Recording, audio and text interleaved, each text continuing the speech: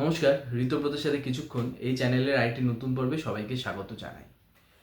দেখুন, এই চ্যানেলেই একটা এপিসোডে আমি বলেছিলাম, যেদিন বিদ্রোহীরা আলাদা হয়ে গেল বিধানসভার ভেতর এবং বিদ্রোহী তৃণমূল বলে একটা গোষ্ঠী তৈরি হলো, সেদিন আমি বলেছিলাম যে তৃণমূল এক থাকতে পারে না, তৃণমূলের বিভাজন আসন্ন। তার কারণ হচ্ছে, বিধানসভার ভেতর আমি একটা ব্লক তৈরি করলাম, এভাবে রাজনীতি হয় না। রাজনীতি যখন করতে হবে, মাঠে ময়দানে নামতে হবে, কর্মসূচি ঠিক করতে হবে, তখন তো প্রত্যেকটি ক্ষেত্রে প্রত্যেকটি পদে এই দুই গোষ্ঠীর মধ্যে দ্বন্দ্ব হবে। ম্যানিফেস্টো কী হবে, কর্মসূচি কী হবে, জেলা পরিষদ বা বিভিন্ন জায়গায় তৃণমূলের যারা পৌর প্রতিনিধিরা রয়েছেন, জেলা পরিষদের সভাধিপতিরা রয়েছেন, বা পঞ্চায়েতের যারা জিতে এসেছেন, কাউন্সিলররা রয়েছেন, তারা কোন দিকে যাবে, কর্মীরা কোন দিকে যাবে, বিদ্রোহীদের পক্ষে নাকি মমতাপন্থী কালীঘাট তৃণমূলের পক্ষে? অর্থাৎ সর্বত্র অসুবিধা হবে এবং তারা একসাথে পথ চলতেই পারে না।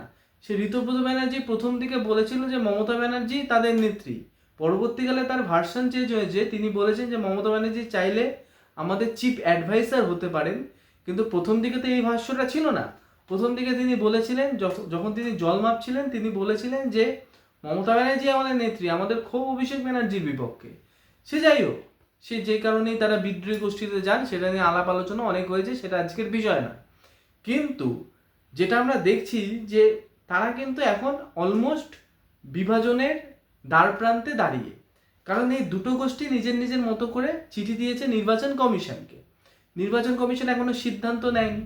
এখন নির্বাচন কমিশন কাকে প্রকৃত তৃণমূল বলে চিহ্নিত করবেন, নাকি মহারাষ্ট্রের মতো একটা ব্যালেন্সিং মোডে যাবেন, সেটা পরবর্তীকালে নির্বাচন কমিশন যা সিদ্ধান্ত নেয় সব কিছু দেখে তার উপর নির্ভর করবে। এবং আমার দৃঢ় বিশ্বাস, নির্বাচন কমিশনের যে সিদ্ধান্ত সেটা কিন্তু চ্যালেঞ্জ করা হবে কোর্টে। সেটা হোক, সেটা একটা আইনি প্রক্রিয়া চলবে, কিন্তু তাদের যে প্রত্যেক বিষয়ে মতপার্থক্য সেটা আরও বড় হতে চলেছে 21শে জুলাইকে কেন্দ্র করে। আমরা জানি 21শে জুলাই তৃণমূল কংগ্রেস কিন্তু একটা শহীদ দিবস পালন করে।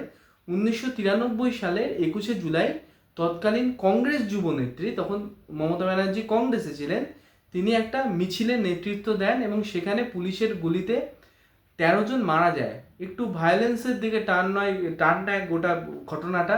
এই জন্য পরবর্তীকালে তৃণমূল ক্ষমতায় আসার পর একটা কমিশনও করা হয়েছিল, বুদ্ধদেব ভট্টাচার্যকেও ডাকা হয়েছিল তার সাক্ষ্য নেওয়ার জন্য, ইত্যাদি ইত্যাদি আমরা ঘটনা দেখেছি। সে যাই হোক, তো এই দিনটিকে শহীদ দিবস হিসাবে কিন্তু মমতা ব্যানার্জি চিরকাল পালন করেছে এবং তৃণমূল কংগ্রেস গঠন হওয়ার পর এটা কিন্তু ধর্মতলায় এই বিষয়টা, এই দিন আর কি শহীদ দিবস উপলক্ষে একটা বিশাল বড় সমাবেশ হয়, যেটা মমতা ব্যানার্জি করে থাকেন।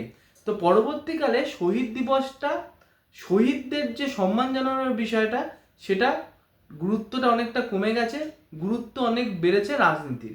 এটা পরবর্তীকালে তৃণমূল কংগ্রেসকৃত মমতা ব্যানার্জির নেতৃত্বে একটা রাজনৈতিক সমাবেশ হিসাবেই থেকে গিয়েছে। আর যাদের অ্যাকচুয়ালি আবেগ এটার সাথে জড়িত, সেই কংগ্রেস কিন্তু শহীদ মিনারের পাদদেশে এই দিনটিতে একটা ছোট অনুষ্ঠান করে, তো সেটাও হয়।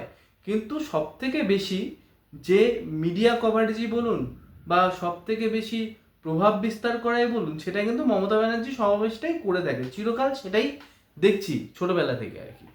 তো স্বাভাবিকভাবেই মমতার পন্থী যে তৃণমূল, কালীঘাট তৃণমূল, তারা কিন্তু এবার পুলিশ কমিশনারের কাছে বা পুলিশের কাছে অনুরোধপত্র পাঠিয়েছে এবং সেখানে তারা বলেছেন তারাই যেহেতু মূল তৃণমূল, তারা ওই ভিক্টোরিয়া হাউস বা ধর্মতলায় তারা সেখানে সমাবেশে বসবে, সমাবেশ করবে 2026 সালের 21শে জুলাই, সেই মর্মে পারমিশন চেয়েছেন।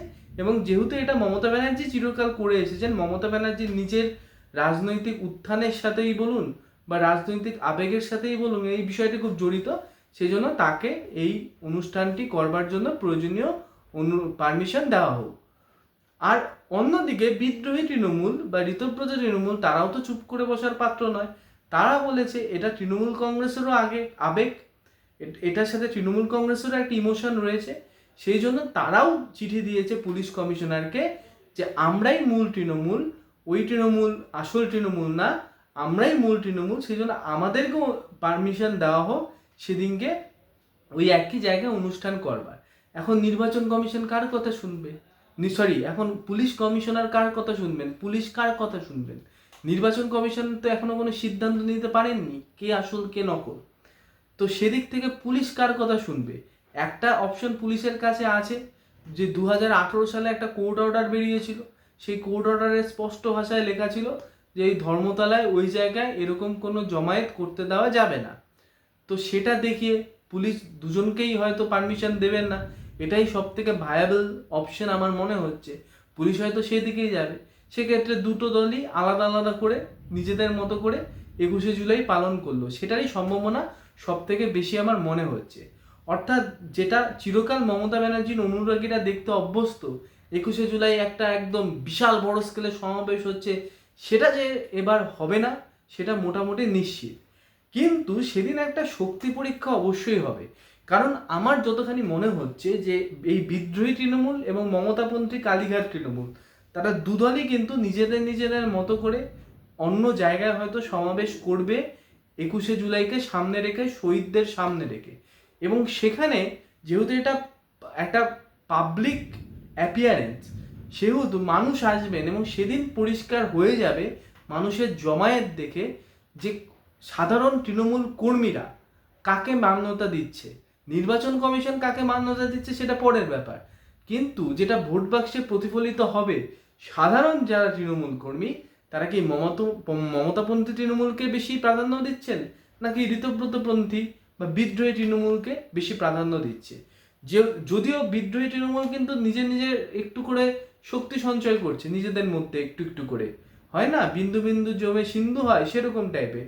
তারা 47 জন কলকাতার প্রাক্তন কাউন্সিলরকে নিয়ে আলাদা করে বৈঠক করেছেন, তারা একটা ফরম্যাট তৈরি করেছেন দলের, তারা ধীরে ধীরে কিন্তু একটা সংঘবদ্ধ পার্টি হিসেবে নিজেদেরকে গড়ে তোলবার চেষ্টা করছেন। কিন্তু যে কোনো পার্টিতে সব থেকে বেশি ইম্পর্টেন্ট সেটা হচ্ছে মানুষ, সেটা হচ্ছে কর্মী। সেই কর্মীরা কোন দিকে যায় সেটা কিন্তু খুব একটা ইম্পর্টেন্ট বিষয়। এখন কর্মীরা মমতাবন্ধী তৃণমূলের দিকে ঝোঁকে, নাকি কর্মীরা আলটিমেটলি বিদ্রোহী তৃণমূল যে যুক্তি দিচ্ছে এবং তাদের যে অভিষেক বন্দ্যোপাধ্যায়ের বিরুদ্ধে ক্ষোভ, তার সাথে গিয়ে বিদ্রোহী তৃণমূলের সাথে যায়, সেটা 21শে জুলাই স্পষ্ট হয়ে যাবে। অর্থাৎ সাধারণ কর্মীরা কোন দিকে সেটা কিন্তু মোটামুটি একটা ক্লিয়ার আইডিয়া পাওয়া যাবে। কিন্তু এখান থেকে একটা জিনিস বোঝা যাচ্ছে যে কোনো পক্ষই থামবার মুডে নেই আর কি, দুজনই কিন্তু নিজের মতো করে রাজনীতিটা করে চলেছেন। আজকেই দোলা সেন অর্থাৎ তৃণমূল কংগ্রেসের মমতাবন্ধী তৃণমূলের একজন হোতা, যাকে হয়তো একটা পদও দেওয়া হয়েছে, সে কিন্তু 4টে থানায় সাইবার ক্রাইমে অভিযোগ করেছে এই বিদ্রোহী তৃণমূলের বিরুদ্ধে, যে তারা নাকি তৃণমূল কংগ্রেসের প্রতীক, তৃণমূল কংগ্রেসের স্ট্যাম্প এগুলো ব্যবহার করে মিথ্যে রটনা রটাচ্ছে। অর্থাৎ তারা যে তৃণমূল কংগ্রেসের প্রতীক ব্যবহার করছে সেটা আইনসিদ্ধ বা আইনসম্মত নয়, কারণ সেটার কন্ট্রোল বা সেটার অধিকারী একমাত্র মমতা ব্যানার্জি এবং তার যে তৃণমূলের গঠনতন্ত্র সেই অনুযায়ী তার যে কমিটি, তারাই এর অধিকারী। সুতরাং এটা কিন্তু সাইবার ক্রাইমের একটা অভিযোগ দায়ের করেছে আর কি, ঠিক আছে। সুতরাং এরাও থামবার মোড়ে নেই। মহুয়া মিত্র বলেছে যে যদি আমরা পারমিশন না পাই জিপসি গাড়ির উপরে দাঁড়িয়ে আমরা মিটিং করব। মমতা ব্যানার্জি বলেছেন যদি 5 জনও আসে তাহলেও আমি মিটিং করব।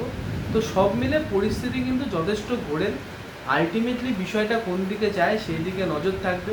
আপাতত বঙ্গ রাজনীতিতে প্রশ্ন একটাই, 21শে জুলাই তুমি কার? যদি চ্যানেলটি ভালো লাগে এবং চ্যানেলটি বিশ্লেষণ যেগুলো করা হয় চ্যানেলটিতে সেগুলো যদি আপনাদের মনকে ছয়, তবে অবশ্যই চ্যানেলটি সাবস্ক্রাইব করবেন, চ্যানেলটির সাথে থাকবেন। ধন্যবাদ, নমস্কার।